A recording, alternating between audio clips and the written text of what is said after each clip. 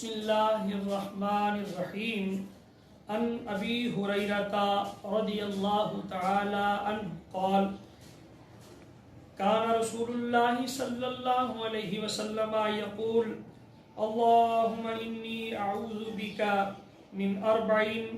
من علم لا ينفع ومن قلب لا يخشع ومن نفس لا تشبع ومن دعاء لا يسمع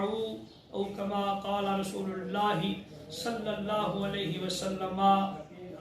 حضرت ابو ہریرہ رضی اللہ تعالی عنہ سے روایت ہے کہ رسول دو جہاں صلی اللہ علیہ وآلہ وسلم فرمایا کرتے تھے، اے اللہ میں 4 چیزوں سے تیری پناہ مانگتا ہوں، ایسے علم سے جو نفع نہ دے، ایسے دل سے